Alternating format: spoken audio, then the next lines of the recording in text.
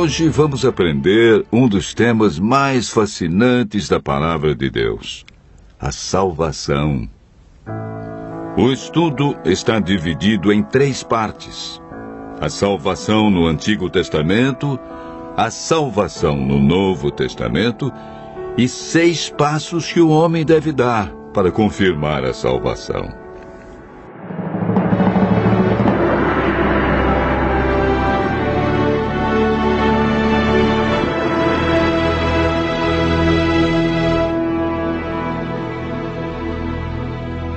De acordo com a Bíblia, todos nós somos pecadores e estamos separados de Deus pelo pecado. O profeta Isaías afirma que as vossas iniquidades fazem separação entre vós e o vosso Deus, e os vossos pecados encobrem o seu rosto de vós, para que não vos ouça. Isaías 59, verso 2. Para nos livrar das consequências do pecado e da morte eterna, Deus nos concedeu um presente. Mateus capítulo 1, verso 21 afirma: Ela dará à luz a um filho, e lhe porás o nome de Jesus, porque ele salvará o seu povo dos pecados deles. O evangelista João, no capítulo 3, verso 16, diz: Porque Deus amou o mundo de tal maneira que deu o seu Filho unigênito, para que todo aquele que nele crê não pereça, mas tenha a vida eterna. Em toda a Bíblia, a salvação é apresentada unicamente pela graça. O termo usado para referir-se à salvação no Antigo Testamento é graça. Em Gênesis 6, verso 8, lemos: Porém, Noé achou graça diante do Senhor. Gênesis 15, verso 6, nos fala de Abraão. Creu no Senhor, e isso lhe foi imputado para a justiça. Davi orou: Volta-te, Senhor, e livra minha alma. Salva-me por tua graça. Salmo 6, verso 4. No Antigo Testamento, o homem era salvo mediante a fé no Cordeiro, que viria para tirar o pecado do mundo. Vejamos agora como ocorre a salvação no Novo Testamento. O plano de salvação que existe no Novo Testamento é uma continuação do plano descrito no Antigo Testamento. A Bíblia não apresenta uma mudança no plano da salvação. Lemos em Atos 15, verso 11, uma das crenças da Igreja Apostólica. Mas cremos que fomos salvos pela graça do Senhor Jesus, como também aqueles o foram. O apóstolo Paulo, em sua carta aos Efésios 2, verso 8, confirma que a salvação é por meio da graça. Porque pela graça sois salvos mediante a fé. E isto não vem de vós, é dom de Deus.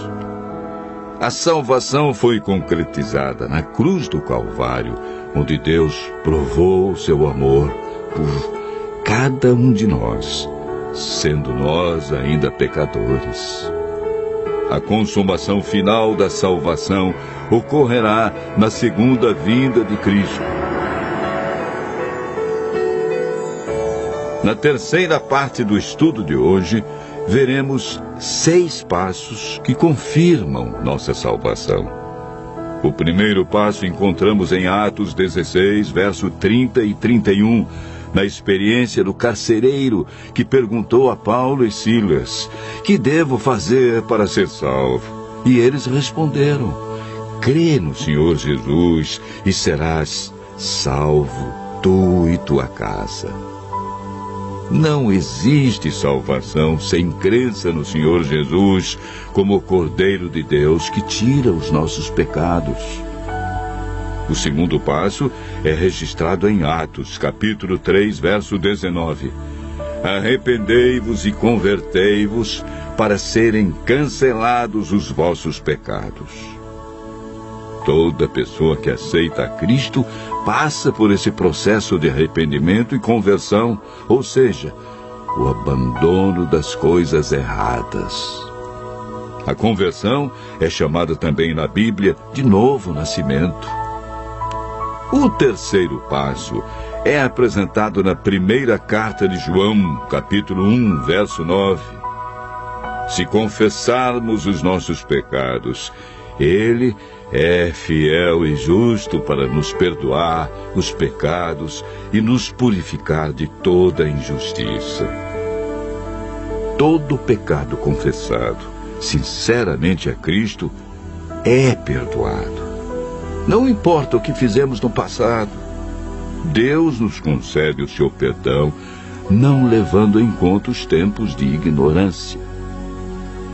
O quarto passo da salvação está relatado em Mateus 19, versos 16 e 17, na resposta de Jesus ao jovem rico.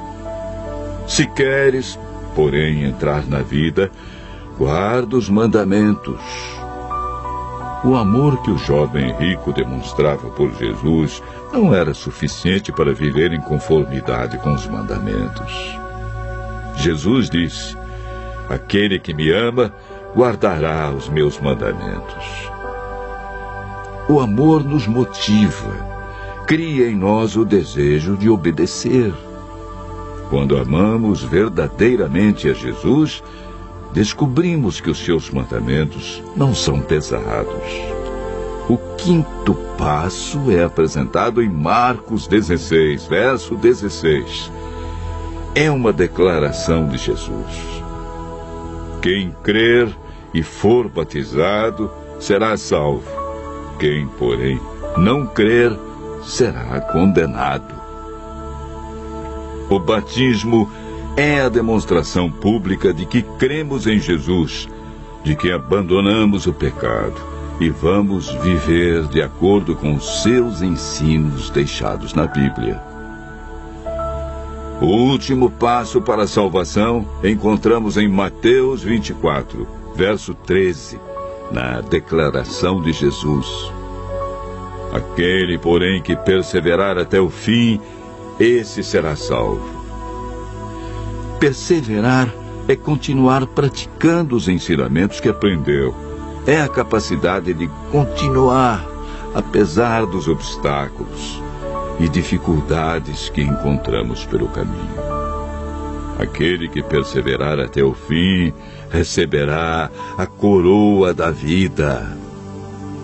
Deus, em seu infinito amor e misericórdia, fez com que Cristo, que não conheceu pecado, se tornasse pecado por nós, para que nele fôssemos feitos justiça de Deus. Por meio do Espírito Santo, nascemos de novo, somos santificados, nossa mente é renovada. O Espírito Santo escreve a lei de Deus em nosso coração e recebemos o poder para levar uma vida santa. Permanecendo nele, nos tornamos participantes da natureza divina e temos a certeza da salvação. Continue ouvindo a voz de Deus e aceite a salvação e o poder que Jesus nos dá para viver uma nova vida.